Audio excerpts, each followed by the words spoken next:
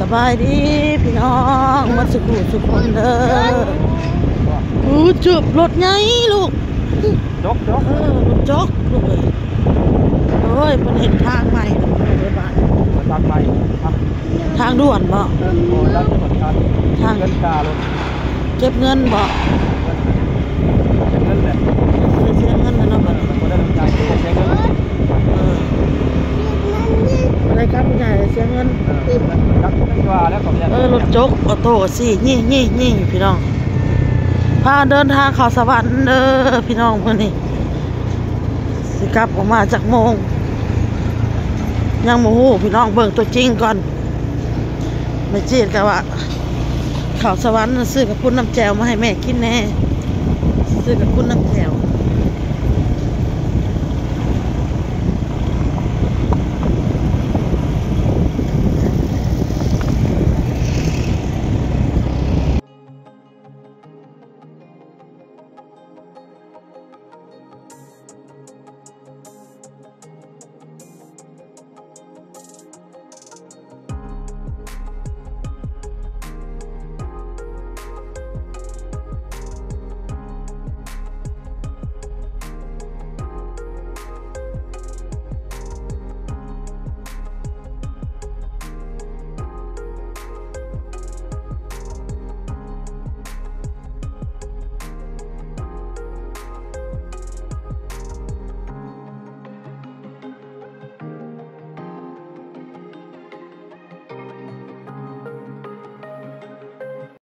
มาหอดสวรรค์แล้วเด้อพี่น้องบ้านนี่เอาปะมัน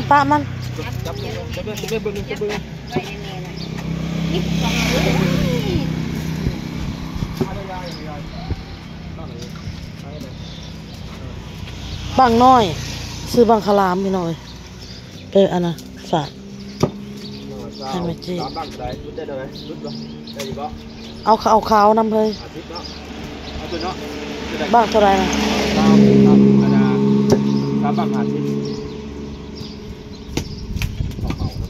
เอาตัวขาวๆน้ำ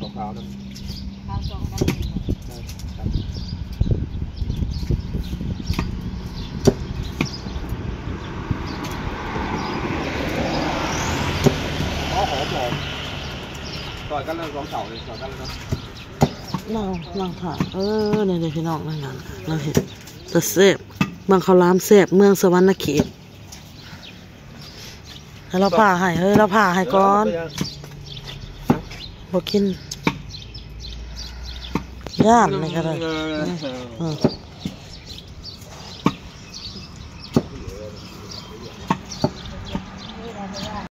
มาหอดแล้วพี่น้องคอยกันได้มาหอดเฮือนแล้วโอ้คาค้างลูกเอาปอโทตัวปีดอันนี้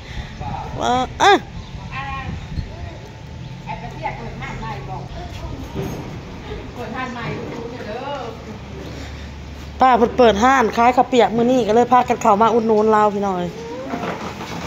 มาอุดหนุนป้าหญ้าข่อยคือดื่มน้ำซาแต่เศร้าแท้หญ้าข่อยนี่ฮะสลองเปิดห้านใหม่เนาะสลองเปิดห้านใหม่เด้อพี่น้องเด้อเปิดออกใหม่1,000อันน่ะยายทวดประกาน้ำอ้อยอีกได้พี่น้องไปแจมนะน้ำอ้อยไปแจมขายน้ำอ้อยน้ำเราขายเบิ้งแม่ไปเบิ้งเอาเฮ้ยเสียแว่นมาอันเปิดห้านให้เศร้าจะพองห้านคำแล้วกันเพิ่นมาอุดหนุนเจ้าของห้านคำมาอุดหนุนแต่เศร้าโหเปิดขายข้าวเปียกขายน้ำอ้อยแล้วก็ขายอันนี้แบบคล้ายๆที่อ้นขายนะพี่น้องเราขายอันนี้นะ3 อัน20,000แต่มีข้าวแถมให้พร้อมพี่น้องเลยอันนี้จะน่าจะเป็นหมูอันนี้กันนะเราขายป่าเราขายแต่สิมีข้าวให้นำแถมพร้อมนะพี่น้องเราเห็ดแบบไปเห็ดบ่คือหมูเห็ดแบบว่าคนอื่นเขาสิขายแบบคือโอนขายอะไรโอนก็สิขายแต่อันนี้นะจะบ่มีเข่าเนาะ อันนี้เราขายนี่เรามีข่าวแถมพร้อมมันก็สิได้กำไรวะล่ะป้าขายอันนั้นผัดแถมข่าวไปนำ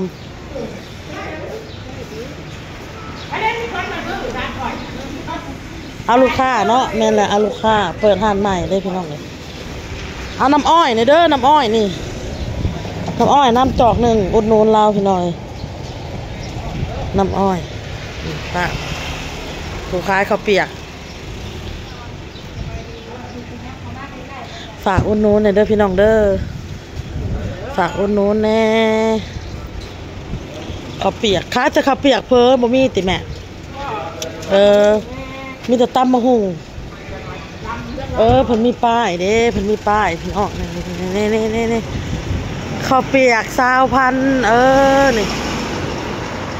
ข้าวเปียกอย่างนั้นข้าวเปียก20,000ข้าวเปียก20,000 กีบพี่น้องมาเด้อพี่น้องเด้อมาอุดหนุนหน่อยเด้อมาอุดหนุนหน่อย FC สวรรณเขตฝากหน่อยเด้อมาอุดหนุนหน่อยเด้อข้าวเปียกแม่ค้าเปิดห้านใหม่พี่สาวของบ่าวเต้เบิ่งร้านกันดื้อบ่ให้แม่แพงจะเป็นมาแพงแค่อ้วนหน้าอยากแพงก็บ่ให้แพงจับไผก็จับบ่ได้นะ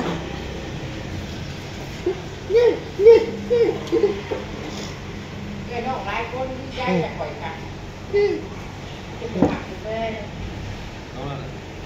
เอาดีเดี๋ยวนี้จังดิ ข้าวเปียกกันแล้วเรียบร้อยพี่น้องเป็นข้าวเปียกหมูกรอบข้าวเปียกของบ่าวเต้ข้าวเปียกอะไร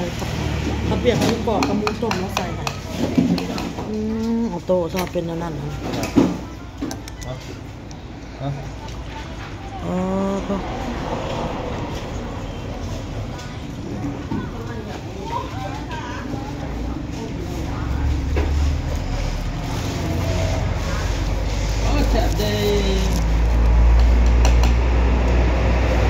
เปียกมาก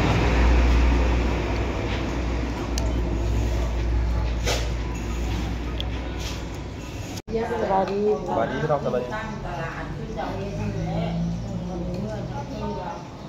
มาอุดหนุนเสืออะไรพี่น้องกันเอาพูดนี่พูดโดยแต่เสือลายคิดแต่คิดว่าอันนี้เอาว่าก่อนกันเลยเอาจานละสิสัจจานหันกินจานมันวะบอกมีบอกอ่ะกินน้ำป่ะเบอร์เอาน้ำไปก่อนอันนี้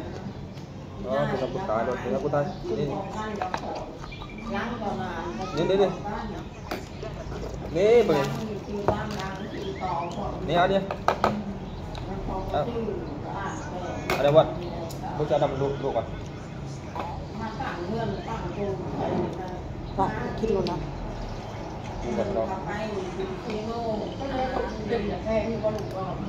แซ่บ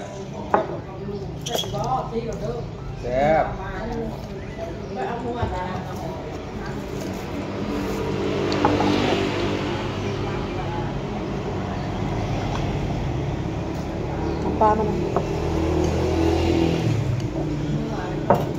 จะคล้ายดอกคอมีเนาะคนสอบบอกแป้งเลยคนสอบแป้งบนนะดู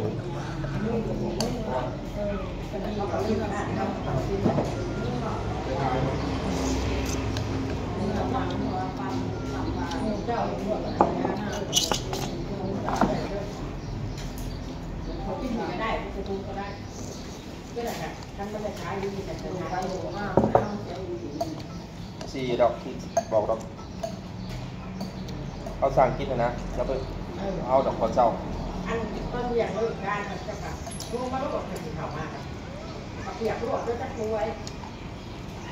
มีความสุขนะมีเป็นคนมามันเลยจะเป็นข้ามีฟังเลิก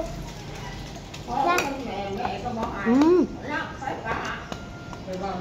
ฉันนี่ตื่นใจเพราะว่าเป็นที่แรงมาบ้านนะที่ก็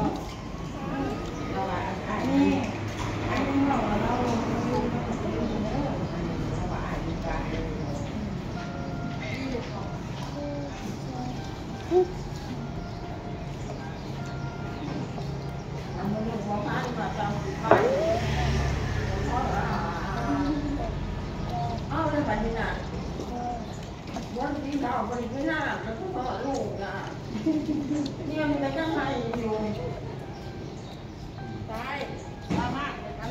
ได้มาแล้วโอเค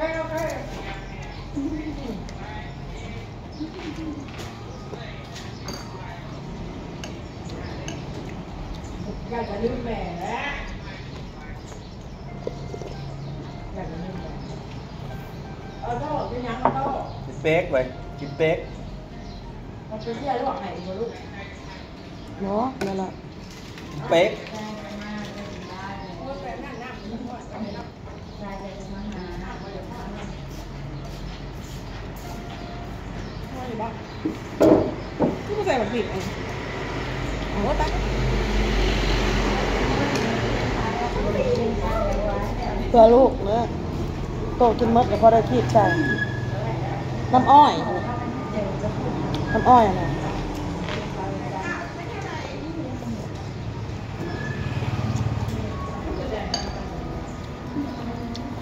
เปิดห้านใหม่กันเดี๋ยวนี้แหละ ขาลอยมือเป็นกำขับไปนอนก่อนเว้นนอนก่อนนอนเช้าเดินนะคะโอ้ยเดินไปลง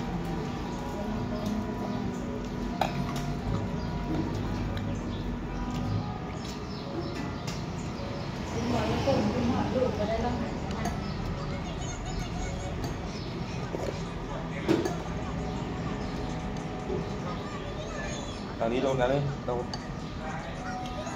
เล็กน้อยไปโรงเรียนบ่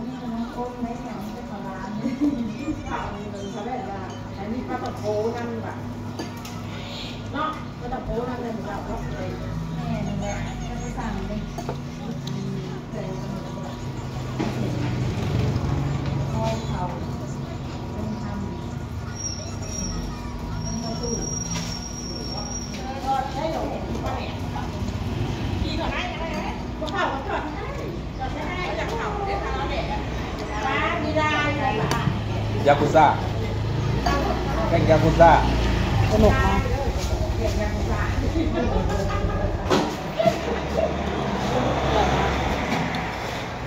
สนุก แก่งงานเนี่ยไปแก่ง ไปอังเปาค่ะ โอ้ยเจ้าของยังบ่ได้อังเปังว่าวลาย คือว่าเห็นข้าวต้มมะกะลายหนึ่งเนาะโย่อ่ะ บักละลาย สั่งให้แล้วข้าวเปียกป้ามันกำลังเห็ดอยู่ข้าวเปียกหมูกรอบเปียกต้มก็มีสั่งเอาเด้อสะเด้อเรากำลังเห็ดอยู่มาข้าวเปียกกันเรียบร้อยพี่น้องหนังลงแล้วก็เอาหนุเล็กน้อยก็สิออกเมื่ออ่อนพี่น้องก็สิไปแวะซื้อปุ้นน้ำแจ่วเนาะให้แม่จีดแล้วอยากพี่น้องปุ้นน้ำแจ่วเรียบร้อยสิออกเมื่อกับลูกกับผัวเด้อพี่น้องเด้อ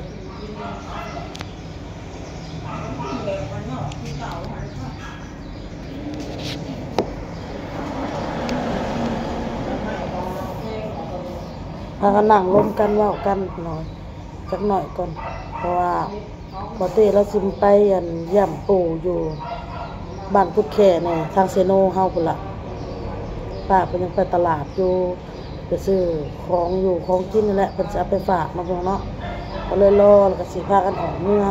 เอาพี่น้องคลิปนี้อ้นก็ลาก่อนพี่น้องพ่อก็คลิปหน้าสบายดีพี่น้อง